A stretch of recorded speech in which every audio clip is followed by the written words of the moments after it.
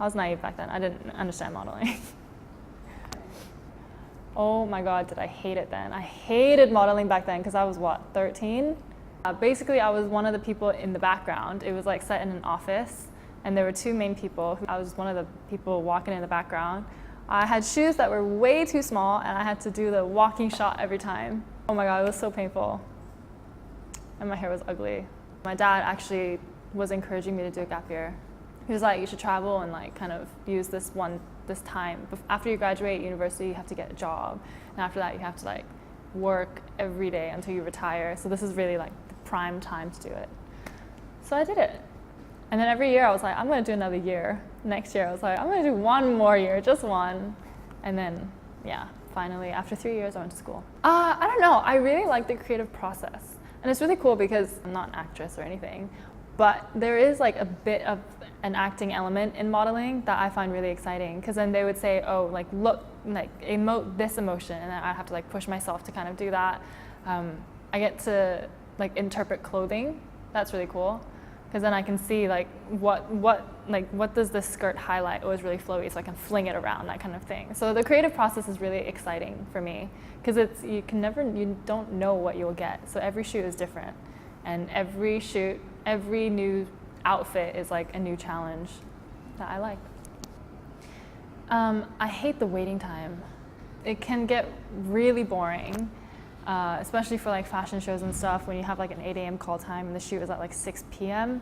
Then you rehearse and you wait, you do makeup, and then you wait and you wait and continue waiting until the show starts. Oh, it gets delayed, yeah, you wait some more.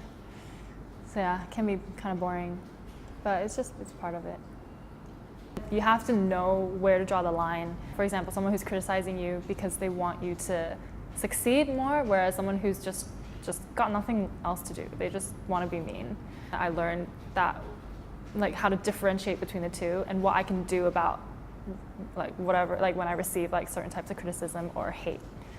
So yeah, that would be probably one of the biggest lessons. Oh, it's weird. I'm like the only Asian at all these castings. It's weird not being the majority though. It actually shocked me when I first went to Paris. I was really like, there are no Asians here. And then when I would see an Asian, I just like, I want to like talk to them and be like, where are you from? And then they would speak like perfect French, and I'm like, never mind.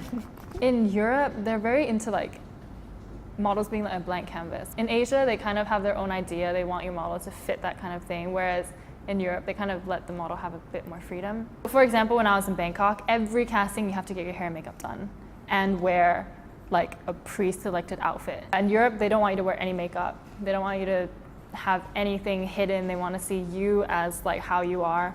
And then if you fit, then they would kind of work their magic on you. That's why I like Singapore, because Singapore is kind of a mix in between. They have like an idea, but they want you to still present you as you instead of you made up already. I'd probably tell them to not worry too much. When you practice more and then you're a much more confident model, you exude more confidence, you're less nervous, less shaky, then you'll actually end up booking things and not kind of kicking yourself and being like, oh, I did so bad in that casting. Like, my walk was so bad, she told me to leave immediately, I'm such a bad model. Like, yeah, that just means your walk isn't ready yet. Just because you didn't get one job for one client doesn't mean that you're bad. It just means that you weren't right for that job. Like, don't cry too much. Don't be a little baby.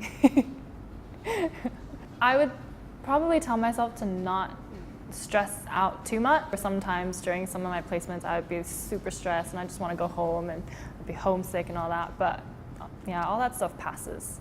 But I guess I had to like go through that to really understand that. So I would probably warn my 17-year-old self.